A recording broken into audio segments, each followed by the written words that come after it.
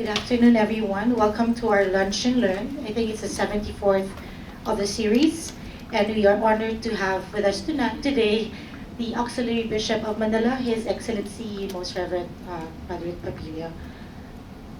Bishop Pabillo was ordained a priest of the Salesian of St. John Bosco by Manila Archbishop Jaime Cardinal Sin on December 8, 1982. On May 24, 2006, Pope Broderick the 16th appointed him Auxiliary Bishop of Manila, and he was consecrated Bishop on August 19, 2006 by Manila Archbishop Gaudensio Cardinal Rosales. His co-consecrators were Papal Nuncio to the Philippines Archbishop Fernando Filioni and Most Reverend Pedro D. Arrigo.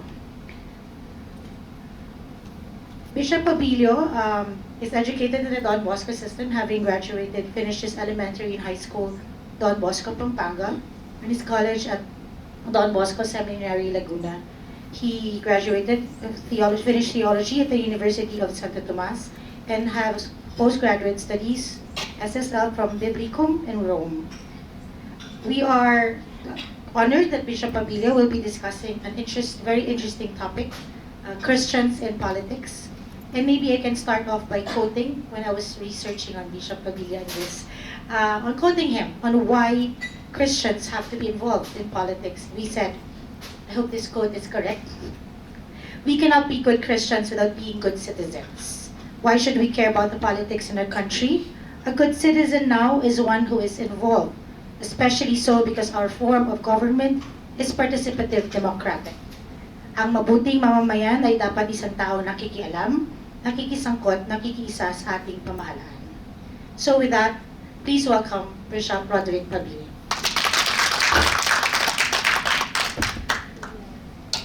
Good afternoon to you all. Good afternoon, Bishop. So I am privileged to be able to be with you during this lunch break and lunch and learn. And I congratulate your group for taking this time, especially all of you, that instead of taking lunch, you also take time in order to learn something about our faith. So I'll be sharing with you Christians in politics. As we have said, in our times, we cannot be good Christians without being good citizens. Tama ba o hindi? No, kung hindi tayo good citizens, hindi tayo good Christians. No, ano bang ibig sabihin ng good citizen sa ating panahon ngayon? A good citizen now is one who is involved. That is one who participates because our form of governance is participative. Kasi ito'y democratic. Kung ang form of governance natin ay autocratic o kaya monarchic, masasabi natin, wala naman akong pakialam kasi sila lang naman ang nandyan. Pero ngayon, ang form of governance natin ay democratic. And in a democratic system, we participate in the governance itself.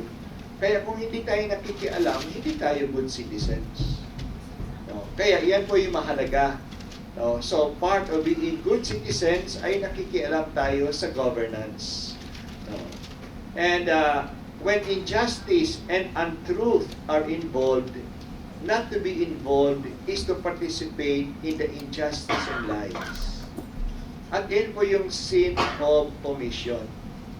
Maaring hindi naman tayo kasama sa sin of commission. Hindi naman tayo corrupt. Hindi naman tayo nagnakaw. Hindi naman tayo pumapatay. Pero may pananagutan tayo kapag inayaan natin yung corrupt, yung pumapatay, yung mga nagsisinungaling, na alam natin na sinungaling, alam natin na may corruption, at wala tayong ginawa. Yan po'y kasama din sa sin of commission. So, huwag lang po nating tingnan ang sin of commission. In fact, in many cases, evil triumphs not because there are many people who are bad, but because many people who are good do nothing about it. Hindi naman marami ang mga masasama mga tao. No, but they have a heyday kasi yung mga tao mabubuti tumatahimik. Kaya tuloy naging masama ang ating kalagayan. Kaya in this situation, the crux of the matter is no longer, so the crux of the matter in this situation is not whether to participate or not, whether to be involved or not. No, hindi na dapat pinag-uusapan yan. The crux of the matter is how to be involved. How to be involved in a Christian way. Not to be involved is not a Christian way. So how to be involved in a Christian way? Sinabi po ni Pope Francis sa isang speech niya sa mga political leaders, a good Catholic doesn't meddle in politics. That's not true. That is not a good path. A good Catholic meddles in politics, offering the best of himself so that those who govern can govern well. So yan po yung pakikialam natin, na tulungan natin yung nag-govern to govern well. No? At yung mga hindi nag-govern ng mabuti, punahin natin sila. At yung mabubuti ay suportahan natin. No? Tulad na ngayon, sa ating sitwasyon ngayon, no? Nandiyan na si Lenny, no? Against drugs. Ayaw naman natin yung pagpatay. No? Okay lang na to go against drugs, pero ayaw natin pagpatay. At ngayon, ibinigay na sa kanya yung kakayahan, yung kapangyarihan na mamuno rito at nangako siya hindi siya papatay. Tatahimik lang ba tayo? Panunurin lang natin. Kung gusto natin na magsaksi, suportahan natin. Nandiyan din may mga reform politicians tayo, tulad ni Isko Moreno. No, o dito sa Pasig, yung mga paglilinis. No, kung maganda naman ang ginagawa, suportahan natin, huwag lang tayong tatahimik. No, so that those who govern can govern well. No? So yan po yung ating meddling in politics. Ito'y sinabi niya rin, no? None of us can say, I have nothing to do with this. How they govern. No, I am responsible for their governance. And I have to do the best so that they govern well. And I have to do my best by participating in politics according to my ability. So may iba-iba tayong kakayahan. Some of us are very much involved kasi kasama sila sa governance kahit na siguro sa barangay level lang. O may mga kamag-anak sila na pwede nilang influencehan. So, in our own capacity, we should be an influence of the good. So, yan po yung sinasabi sa atin ng ating Santo Papa. What is the best that we can offer to those who govern? Prayer. That's what Paul says. Pray for all people and for the king and for all in authority. At least yan ay magagawa natin. Kaya masasabi natin, may nagagawa ako, at least pinagdadasal ko. Kaya pinagdadasal ba natin ang ating namumuno? You notice that in our prayer of the faithful on Sundays, there are prayers for the leaders of the church and there are prayers for the leaders of the government. At sana, isama din natin yan sa mga dasal natin. That already starts our own involvement.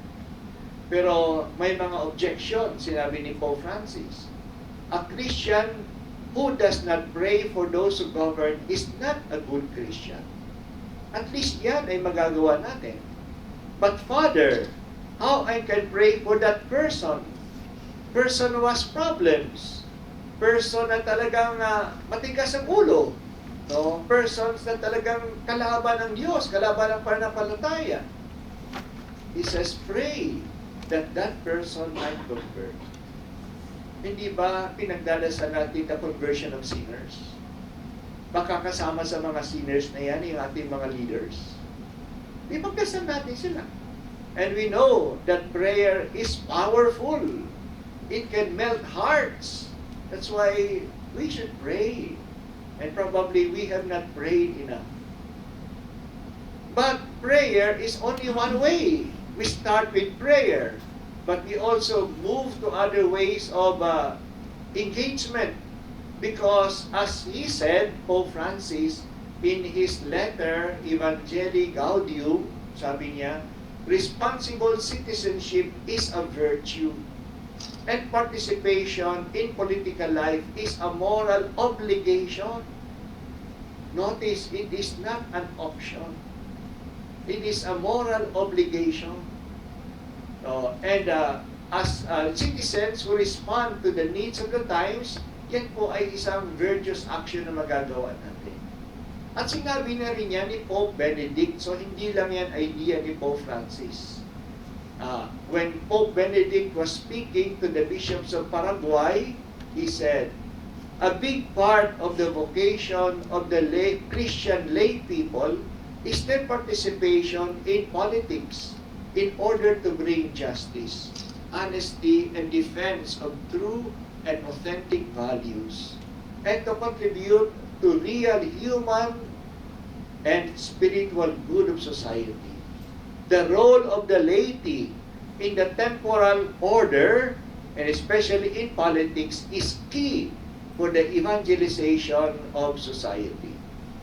So probably here we have to clarify some terms. First, laity, lay Christian, sino ba yan? Yan po yung mga binyagan na hindi naman naordinahan. Ibig sabihin, mga binyagan na hindi pare, hindi obispo, hindi diakono. And in the Philippines, where we have about 107 million people, and if we say 83% are Catholics, so it's about, let's say, 90 million. 85 million are Catholics. Of the 85 million who are Catholics, we have only about 15,000 priests. We have only about 120 bishops. We have only about 20,000 religious, mga madre, mga lay brothers.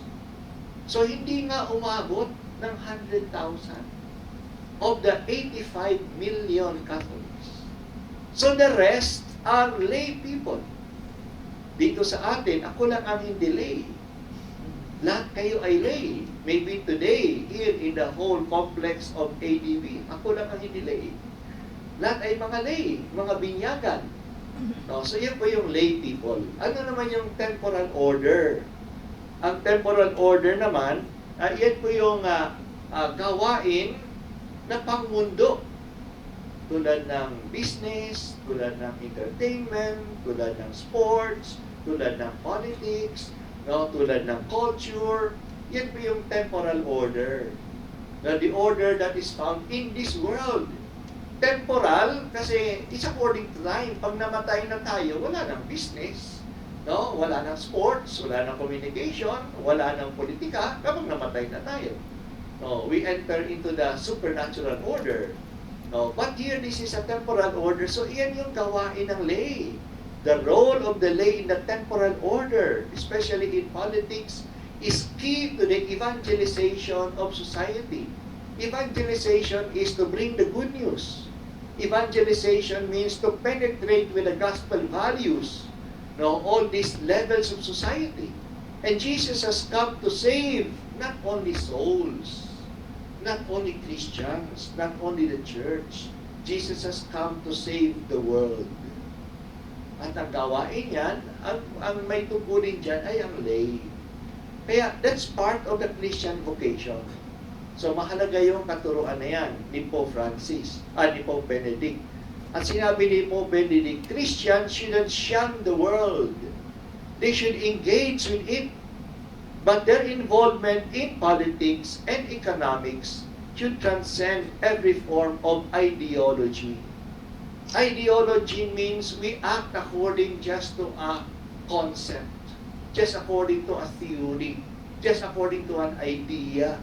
Tulad ng ideology ay communism is an ideology. No, capitalism is an ideology. No, socialism is an ideology. So, our engagement from politics is not because of ideology, but because of the common good. Ano ba yung mabuti sa mga tao? No, because of the gospel, kasi Christians tayo. We engage as Christians. So we should not shun the world. We should not avoid participation. And commenting on that part of the gospel which says, render to Caesar what belongs to Caesar and to God what belongs to God, Ang ibig sabihin nito, sabi niya, the Messiah was not Caesar, and Caesar was not God. So, pinapakita dito sa ganyang sinabi ni Jesus na ang Kristo, ang Messiah, ang leader natin ay hindi ang Caesar. Ang Caesar, yan yung political government leader. At ang Caesar ay hindi Diyos. Hindi pantay ang Diyos saka ang Caesar. No, we have to render to God everything because we should love the Lord your God with all your heart, all your soul, all your strength. But there are some aspects of life that are in the turf of Caesar, of the government, tulad ng taxes, tulad ng pagsasaayos ng lipunan. Okay, tulungan natin sila. Pero, huwag natin silang gagawing Diyos. No? Kundi idolatry na yan. It is a caution against both the politicization of religion and the deification of the temporal power. Politicization of religion, na ginagamit natin ang religion for political ends. At nangyayari yan sa kasaysayan ng simbahan at hanggang ngayon nangyayari yan. Using religion for political ends. No, na yan ay hindi naman religious affair, ngunit ginagamit kasi yan ay ng mga politician. At the same time, we should not deify the temporal order. Na lahat ng ginagawa ng ating political leaders ay tama na. No, kahit ang mga political leaders ay nasa ilalim din sila ng batas ng Diyos. Kapag mali ang kanilang ginagawa, mali. No, kahit na political leaders sila. No, hindi natin sila dinudiyos na. No? Christians rendered to Caesar only what belongs to Caesar, not what belongs to God. And what belongs to God is our full allegiance, our full worship. What belongs to God are our moral actions. No, yan ang ibigay natin sa Diyos, ang nararapat sa Diyos. Sinabi po ni Pope Francis sa latest document niya na lumabas, this is Christus Vivit. That's the document about the young after the synod on the youth. Pero ito'y applicable din sa atin. Sabi niya, this is even more serious if people think of the lay vocation, so sa inyo mga lay, simply as a form of service inside the church. Serving as lectors, acolytes, catechists, and so forth. They forget that the lay vocation is directed above all to charity within the family and to social and political charity. It is a concrete and faith-based commitment to the building of a new society. It involves living in the midst of society and in the world in order to bring the gospel everywhere, to work for the growth of peace, harmony, justice, human rights, and mercy, and thus for the extension of God's kingdom in this world. No? At iyan ang trabaho ng lay. Kasi doon kayo natatagpuan. Nasaan ba kayo? Nasa simbahan kayo 1 hour a week. O kung weekends. But the whole time, 8 hours ay nasa opisina kayo. Ilang oras, siguro 8 hours ay nasa pamilya kayo. O nasa school kayo. Kaya kung nasaan tayo, doon natin dalhin ang mabuting balita. Kaya nasa opisina tayo, dalhin natin ang mabuting balita sa opisina, sa pamilya. Kapag tayo ay namimili sa mall, no? Kapag tayo ay engaged sa political action sa munisipyo, dapat nandun yung pananampalataya. Hindi natin isinasatabi ang pananampalataya sa ating panunood ng sine. Kaya pati ng ating pinununood ay somehow dictated by our faith. Tama ba yung panunuorin ko? Sa ating binibili, dapat may sinasabi din ng faith yan. Sa ating pagboto, no? Sa ating pagsuporta sa mga kandidato. So, yan pinapakita yung ating faith that is operative in all our life. Hindi lang yan panlinggo. Sinabi ni Pope Benedict sa Deus Caritas Est, yan yung unang liham niya, nung siya ay inelect ng Pope, the Church has to play her part through rational argument And she has to reawaken the spiritual energy without which justice, which always demands sacrifice, cannot prevail and prosper. A just society must be the achievement of politics, not the church, but the promotion of justice through efforts to bring about openness of mind and will to the demands of the common good is something which concerns the church deeply. Kaya we have to play our role in society in two ways, ang simbahan. Una po, rational argument. No, dapat sa pamamagitan ng pag-uusap by means of logic, no, by means of what is the truth. No, sa pwede tayong ma-influence, no, ang society. And second, by means of spiritual energy. Ang hirap yatang magpakatino. Ang hirap yatang mag-resist ng korupsyon. Kaya kailangan natin ang spiritual energy para magpakatino. Yan yung gawain ng simbahan. Pero yung pamamahala ay gawain ng politika, hindi gawain ng simbahan. Tinutulungan ng simbahan yung politika na maging maayos ang kanyang pagkilos ayon sa katotohanan, ayon sa justice, ayon sa human rights, ayon sa mercy. At saka tinutulungan din ng simbahan ang politika in order to arrive at the common good. Kasi yun naman ang purpose ng politics, to bring about the common good, hindi vested interest ng mga iilan lang. At yan ang problema ng politika kapag ang namamayani ay vested interest ng a minority, an elite na siyang sumusuporta sa gobyerno at hindi ang kabutihang pangkalahatan. Kaya here, religion has a role in political debate, not in providing concrete political solutions, which lies outside the competence of religion, competence ng politician, concrete political solutions, but to recall to society the objective moral norms as the basis of justice and the just society. So magpapaala-ala kung ang mga polisiya ay just ba, ang mga polisiya ay nakikinig ba sa kabutihan ng karamihan at madalas ng mga taong hindi pinapansin. Mga magsasaka, mga lumad, mga manggagawa na walang boses sa lipunan. So yan naman yung boses dapat ng religion at ng simbahan, no, para magsalita para sa kanila.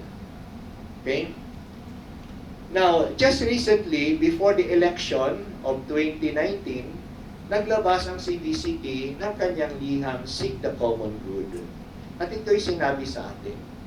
Participation in politics for Christian lay people is not just to be limited to non-partisan involvement. Ginagawa na natin yan partisan, yung PPCRB. No, hindi tayo nangangampanya, tayo'y tumitingin na ang pagboto ay maayos. May political education tayo. Tapos binabantayan natin ang mga boto. Non-partisan, wala tayong pinapanigan. No. Christians are also encouraged to engage in principled partisan participation. This means they can campaign for good candidates as an exercise of the Christian faith. So bahagi din yan. Kapag nakita natin ang isang kandidato ay karapat-dapat, pwede nating ikampanya at huwag lang tayong manahimik. No? Kaya dapat pipili tayo ng maayos at ikampanya natin yung nakikita natin ng mga kandidato na talagang susulong sa ikabubuti ng pangkalahatan. So that means that good Christian participation can be partisan, can be non-partisan. And partisan politics is also part of the expression of our faith.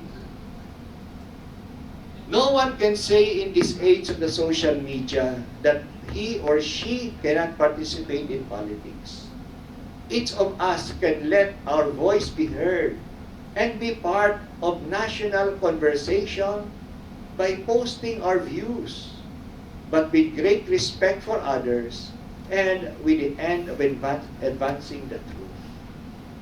Pwede naman tayo maglagay sa ating Facebook o sa ating Twitter pagsuporta sa katotohanan o kapag condemn sa mga bagay na hindi totoo, na hindi tama. So, ang boses natin pwedeng ma-amplify ng media at lahat naman tayo gumagamit ng social media. Sana po hindi lang ito pang private use. Gamitin din natin ito para maikalat ang kabutihan, para mapanindigan ang katotohanan, at upang matuliksa ang mga kasamaan. So we let our voice be heard. Kaya kung itong 85 million na ito ay mag-post lang, we can become part of public opinion. No, the faith can be part of public opinion. So pamagitan ng pag-post lang natin.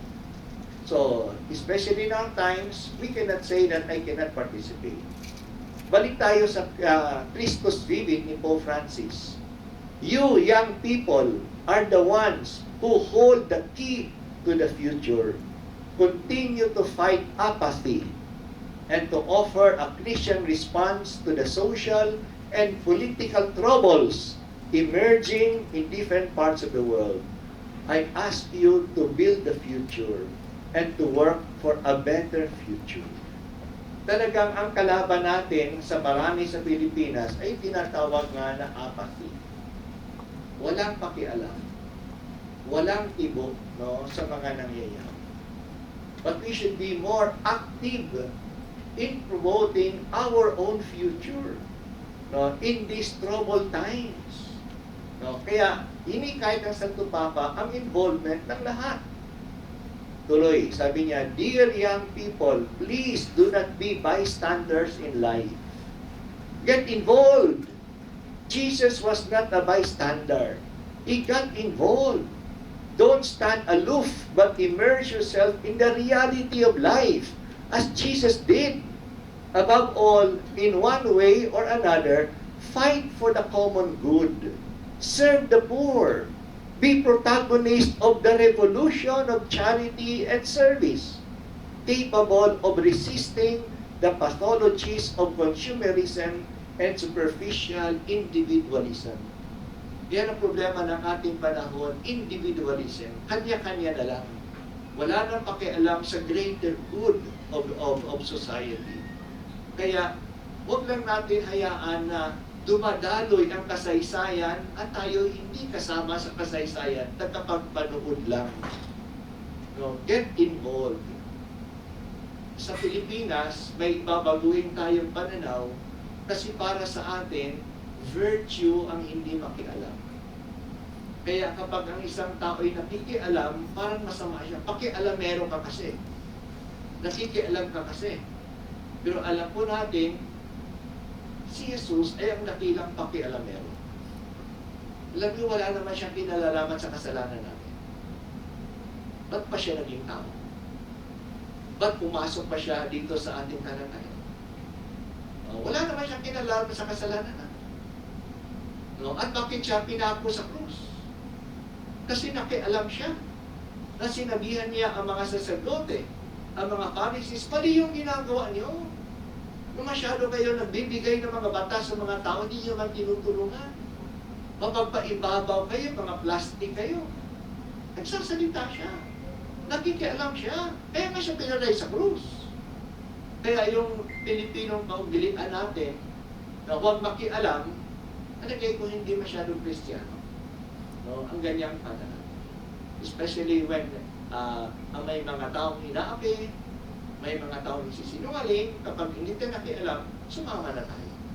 Tulad nakita mo, isang batang binubugbog, hindi mo pinakialaman, sumama ka na sa nagbubugbog. Kasi ano mo yung bata, wala namang kalaban-laban. Ibig sabihin, pinanigan mo na yung nagbubugbog. Kaya alam mo may sinungaling at wala kang sinabi, hinayaan mo nang kumalat yung sinungaling. No, bahagi ka na sa nagsisinungaling. No, alam mo may gumagawang kurap, no, hindi ka na nanahimik ka na, hinayaan mo na siyang gumawa ng maging kurap. No. So, kaya hindi po virtue yung hindi makialam. Pero sabi naman natin, konti lang naman tayo, wala namang saysay yung pakikialam natin. Kaya maganda pa yung sinabi ni Margaret Mead, isang anthropologist. Sabi niya, never doubt that a small group of thoughtful, committed citizens can change the world. Indeed, It is the only thing that ever has.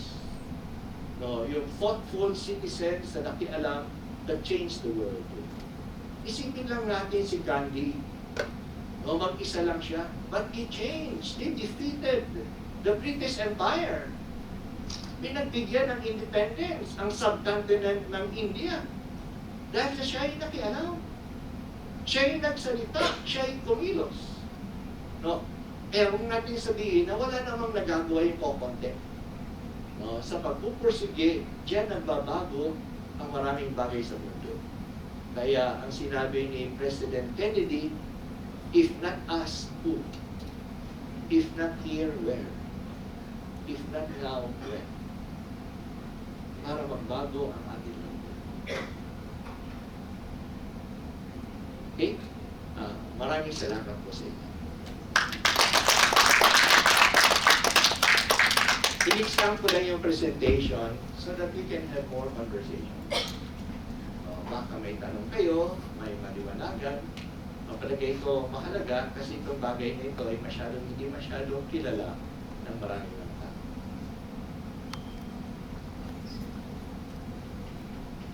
So may reaction, may tanong? Yes. Doon po sa start ng presentation na ito, para in-emphasize na yung as Christians, we really have to be involved dahil sa preparing mo natin is participatory or democratic. Yes. Tayo po Parang halimbawa po ba ng isang, sabi niyo nga, autocratic or dictatorship, ibig po bang sabihin nun is we can no longer, act or be involved in politics? Kasi parang yun po ang inano niyo. Kaya nga, kasi ibig sabihin, kapag ang gobyerno ay kunyari monarchic, no, kunyari ay autocratic, no, dictatorship, wala ka masyadong space na mag-participate. Pwede pang sabihin mo, idahilan mo, hindi ako magpa-participate kasi wala nang space eh. Sila man nag-dictate eh. But you cannot give that reason in a democratic system. Kaya kapag sa democratic yan, may space tayo. Gamitin natin yung space na yan. Pero po, kung hindi po democratic ang sistema, ay we should still, we should still participate. Pero kung sa democratic system, hindi na tayo nagpa-participate, would you expect na pagdating ng dictatorship, magpa-participate tayo? No? Mas tanong hindi. No? Kaya gusto ko lang ipaabot na may oportunidad tayo, may space tayo sa democratic system, gamitin na. Thank you po. Welcome. Welcome po. May isa pa sa likod.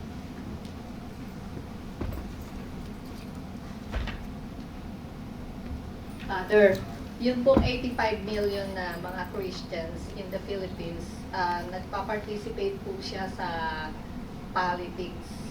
Pero meron po tayong mga kapatid na Kristiyano na they really follow their religion, but then they do not know what is right and what is wrong.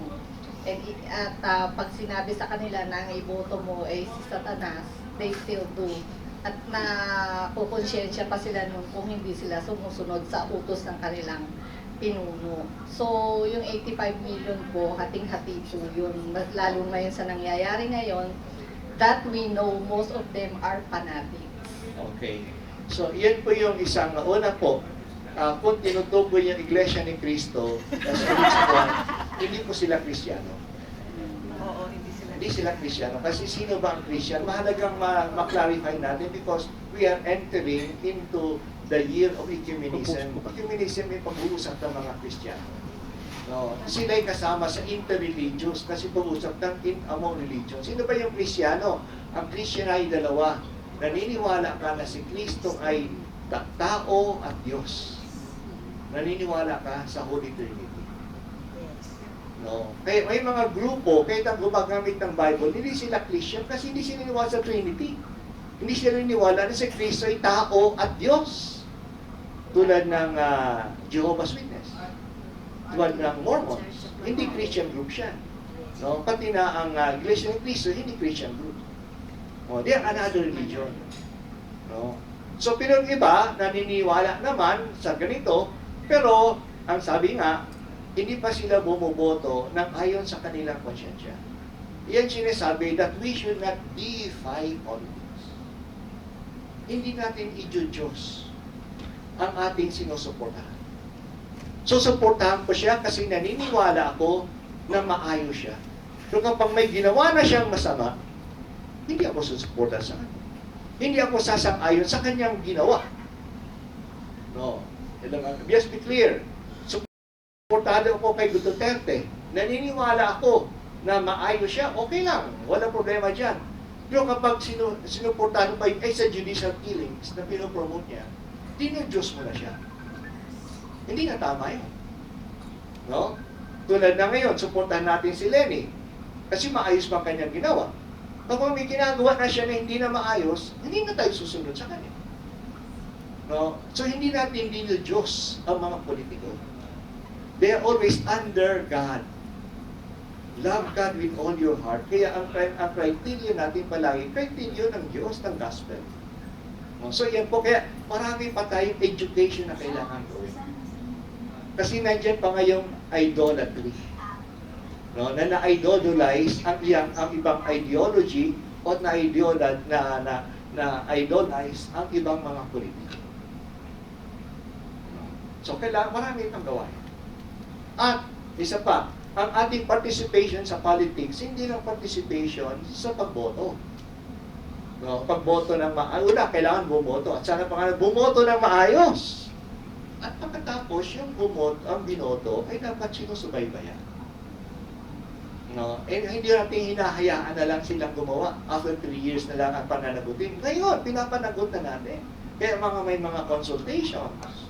Bago gumawa ng batas, may mga consultations. O pwede tayo magpahayag ng ating mga public opinion. At sila yung nadadala din ng public opinion. Kapag tayo yung nagsasalita. No? Pero hindi rin tayo makasalita kung hindi natin alam yung issues. Kaya bahagi ng ating participation sa politics, alamin yung issues. Alamin yung nangyayari. No? Kasi kung hindi, talagang dahan-dahan ang ating democratic space ay mawawala.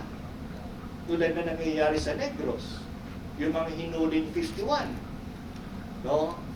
Okay, pinakawalan yung 3, ay yung 31. Yung iba, ganon. May mga planted evidences. Hindi na tama yun. No? Kung talagang komunista sila, patunayan niyo kung huwag niyo i-plant ng evidence sa ganon. No? I-rent tagging ngayon. Pati yung mga Caritas ay nire-rent. Kasi tumulong sa mga tao. No, nire-rentan ang Caritas Belgium, Caritas Australia, Caritas Switzerland, no, Bread for the World, yung mga protestante, no, ay nire-rentan nila kasi tumutulong sa mga mahihirap. Ay, hindi naman tama yun. Ay, dapat magsalita tayo. No, kung nagsasalita tayo, hindi na dadating ang violent na pangisasalita, na pangyayari. Pero kung nagtatahimik tayo at maging masikip na masyado ang space, ng democratic space, sasabong na rin yan sa violence. Ayaw natin yan. Okay? Yes.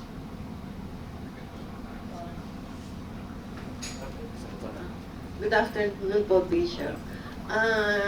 Sa ginawang, ako, para sa akin, self-sacrifice for VP Lenny, na itaya niya yung sarili niya, for whatever reason, na pinaniniwalaan ko.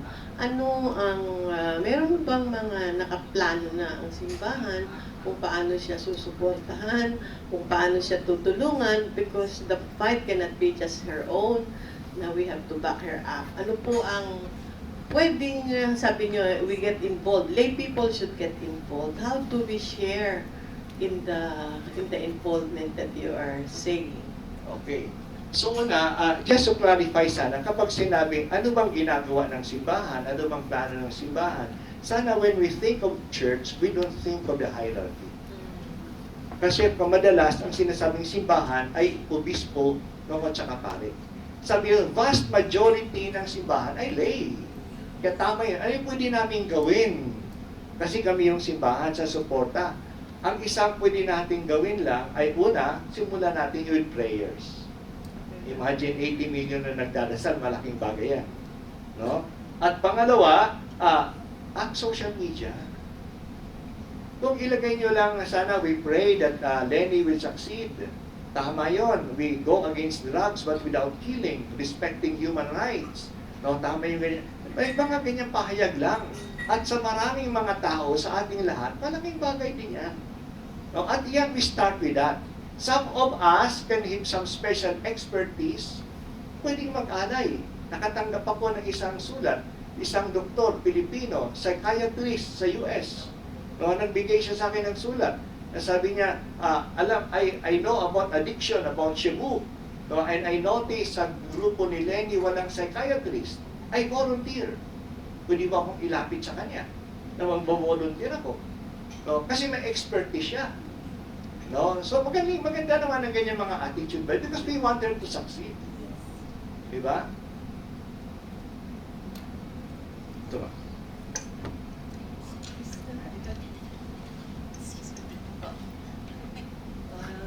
Hindi po, Bishop, yun lang pong parati po natin nadidinig pag when lay people comment or post social media o mga pare ay pinapansin ang let's say ang mga nangyayari ay parati po sinasabi it's a separation of the church and state. No, nakita ko nga po sa presentation nyo na ipakita nyo na ang ating pong pagiging involved sa politics ay parang po yun, sinagot nyo po yun, di po ba? Pero paano po, ano po pinakakongkretong masasabi kung parati po yun ang aming madidinig? Ano po? Alam niyo po, ang makongkretong masasabi ay paliwanag ano ba yung separation of church and state. Ang separation of the church and state is the law of the state for itself. Na hindi siya makialam sa religion. Na hindi siya papanig sa isang religion. No, pantay ang pagtingin niya sa lahat ng religion. Yan ay batas ng state para sa kanya. Hindi yan batas para sa atin. At para sa atin, mayroon tayong karapatan in every way to participate in religion as Christians because first and foremost, we are citizens. And we cannot separate our being citizens from being Christians. And secondly, because we are for the common good. At ang gobyerno naman is for the common good. So we can always give comments because of our faith. No, because our faith speaks for the truth, speaks for human rights, speaks for justice. So yan basbasihan natin. So maling pag-unawa. No, kunyari, ang mga ginagawa ng gobyerno ngayon, na sa halip na ibigay ang tulong sa Marawi, ay ibinibigay sa mga Muslim para gumawa sila ng Hajj sa Mecca. Hindi na separation yun. Ba't yung binibigyan sila ng pamasahe para sa kanilang pilgrimage? At kami mga Katoliko, hindi nyo bigyan ng pamasahe para pumunta sa Holy Land. Wala na ba silang papanigan? So, paglabag na yan sa separation of church state. No? Nagbibigay sila ng sweldo para sa mga imams na magturo sa mga Muslim schools. Bakit hindi sila magbigay ng sweldo para sa mga katikista natin na magturo sa ating mga Catholic schools? Kaya kung anong gagawin niya sa isang religion, dapat gawin niya sa lahat. Hindi niya buting papanigan ng iyong isa. At yung pagkokomenta ni Duterte sa ating Catholic practices, paglalabag sa separation niya. No? Paniniwala natin kay Kristo, sa Trinity, pagkasa ng Bible, paglabag sa separation niya. Hindi ba? So yan yung kasi batas yan para sa gobyerno, hindi para sa ating simbahan. Thank you, Papa. So yan siguro, we have to clarify that issue. Kasi ginagamit yan para tumahimik tayo. Okay, so at least gusto ko lang makiliting ang inyong imagination. Napag-isipan ito. So, I know hindi matatapos. So, but try to see, talaga may obligation na yan. Yes, last. Last na lang. Sino ba to? Si El Shaddai Father. Yun, Catholic yung Father. And even in the churches, maraming mga members ng El Shaddai.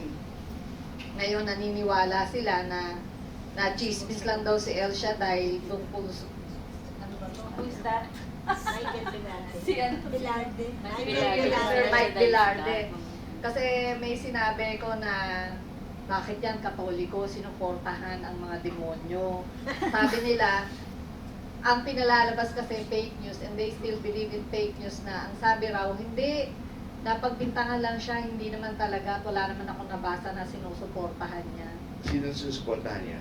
Di ba, during the last election, walang bumoto sa 8 diretso na mga lahat ng klase ng mga nagpo-promote ng Catholicism o Christianity kuno. Ano po ang masasabi nyo? Kasi sa amin maraming El Shaddai, hindi naman inaalis ng simbahan yung El Shaddai. Nandun pa rin.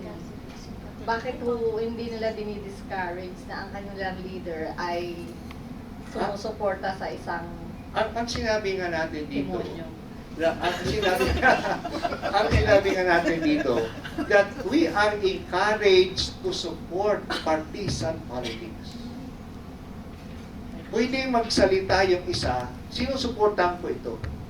Pero, may malaking pero, sana ang dinadahilan natin na sinusuportahan ng isang politiko dahil sa siya ay a good person with good policies, hindi dahil sa makukuha niya ang vested interest. Kaya pwede tayong sumuporta. Sa sunod na election, pwede kayong tumakbo at magkampanya sa isang tao, pero siguraduhin nyo lang na ang suporta nyo kasi naniniwala kayo, makakatulong siya. Hindi dahil sa kamag-anak niya. Hindi dahil sa nabigyan ka ng pera. Hindi dahil sa may pangako, pag nanalo siya, may posisyon ka. No? So pwede tayo ngayon, sinabi sa atin, we can, as a form of expression of our faith, support partisan politics, pamakampanya. Siguraduhin lang ano yung dahilan. No? At walang sapilitan. No? Okay? So maraming salamat po. No? Sa inyo.